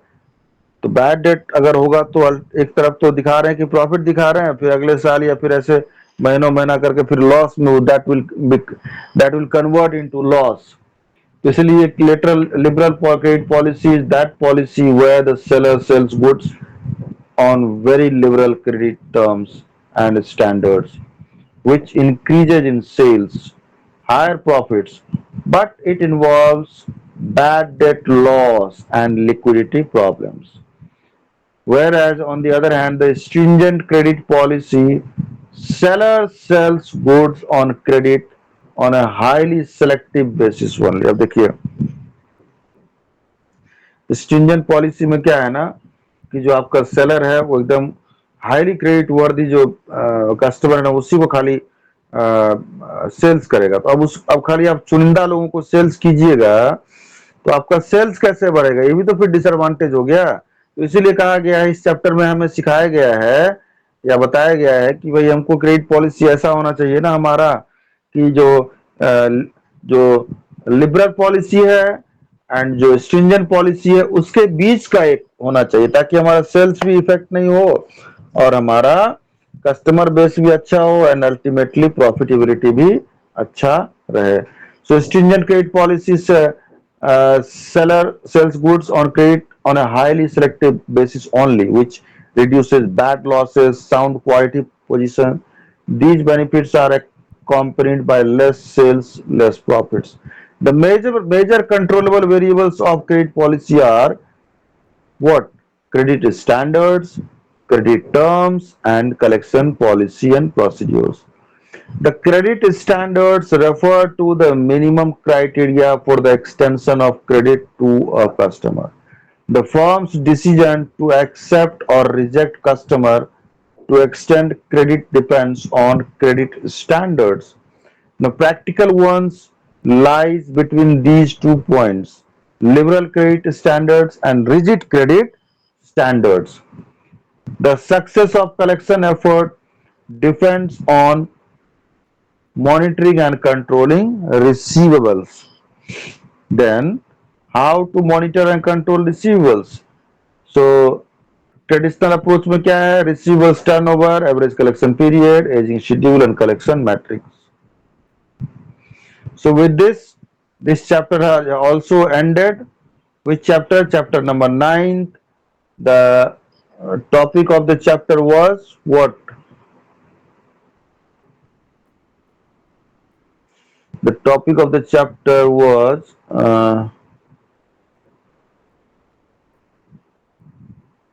receivable management. We have completed.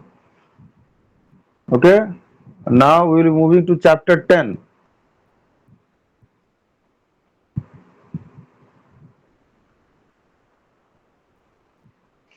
Chapter 10, that is 10, and let us see receivable management we have completed. Chapter 10 is our inventory management. Please move to page number 131. So let us see inventory. Inventory मतलब क्या होता है? Inventory मतलब stock होता है सीधा। आप inventory मतलब समझ लीजिए कि स्टॉक स्टॉक स्टॉक मतलब कि आपको रॉ मटेरियल का भी स्टॉक है जो आप परचेज किए हैं, और आप जो बनाए हैं फिनिश प्रोडक्ट उसका भी स्टॉक हो सकता है। दोनों में से किसी का भी स्टॉक स्टॉक है तो उसी को कहते हैं inventory management. So learning objectives और what? Define inventory management, identify the objectives of inventory management, and explain the tools and techniques of inventory management. Inventory management. Now, inventory management occupies the most significant positions in the structure of working capital. So, what they are saying that inventory management occupies the most significant position in the structure of working capital. Management of inventory may be defined as the sum of total of those activities necessary for the acquisition, storage, disposal, or use of materials. So the management of inventory may be defined as the sum of total of those activities necessary for the acquisition, storage, disposal, or use of materials. It is one of the important component of current assets. It is one of the, तो ये सब सारा जो process हो रहा है ना, acquisition of material, disposal of material, storage uska, and use of material, and it is one of the important component of working asset of current assets. Now, inventory management is as important area of working capital, which plays a crucial role in economic operation of the firm. Maintenance of large size of inventories by a firm required a considerable amount of funds to be invested on the firm. Efficient and effective inventory management is necessary in order to avoid unnecessary invent देखिए आपको inventory management का जो concept है ना वो पूछा जाएगा exam में ठीक है so what do you mean bye inventory management तो ये सब बात आपको लिखना है साथ तो तीन चार बात जरूर लिखिएगा उसमें it is related to those activities necessary for the acquisition storage disposal or use of the materials. It is one of the important component of current assets. Inventory management is an important area of working capital manage देखिए working capital management का कैसे है stock है stock को आपने cell कर दिया तो वहां से कैश आएगा तो वो हो गया आपका वर्किंग कैपिटल मैनेजमेंट पर इफेक्ट पड़ रहा है कैश पे एक तो यहाँ से कैश आ गया नंबर टू है कि आपका डेटर्स मान लीजिए वहां से आप रॉ मटेरियल लाए हैं और रॉ मटेरियल को आप रखे हुए हैं और जो है उसको पेमेंट करना है तो रखे हुए हैं तो खाली रॉ मटेरियल खरीद करके रखने से तो नहीं हो जाएगा उसको बेचने से होगा ना तो वहां भी आपका जो है रॉ वर्किंग कैपिटल के रिक्वायरमेंट के बारे में आपको देखना होगा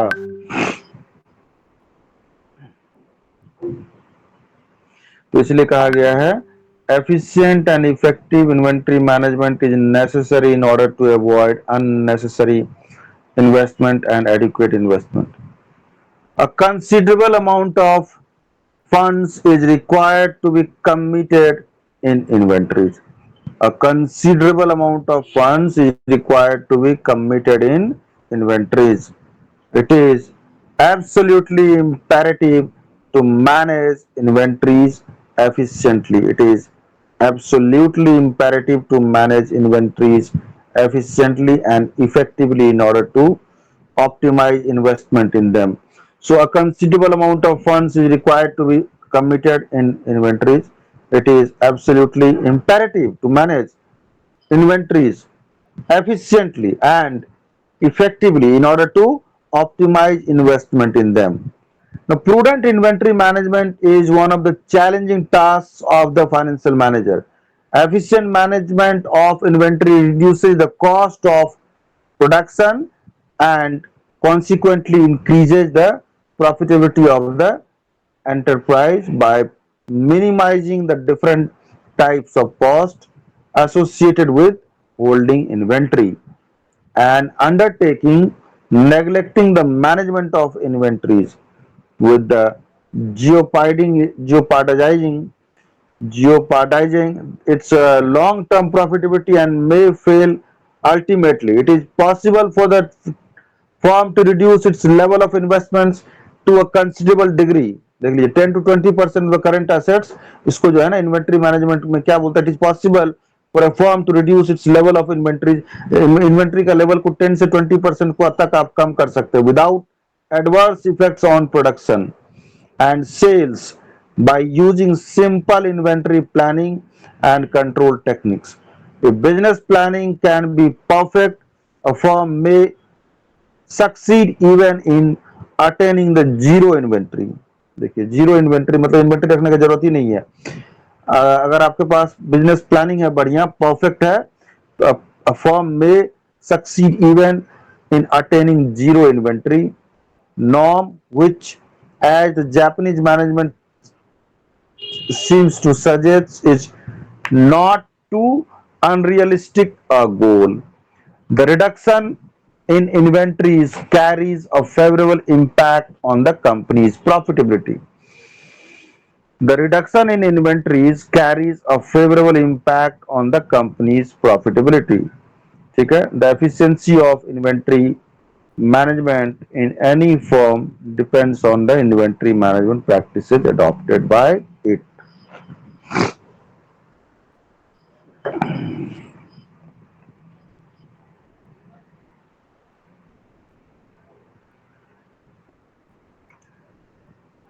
So tomorrow will be page number 128. Few things are left out. So tomorrow we'll be solving few questions, and okay, let's see, one or two chapters are left. One more thing is there, management of profits and dividend policy is there. Okay, so few questions we will be solving, and after completion our subject will be complete. Okay, so let's wind up today's class, and whatever I have taught, please go through it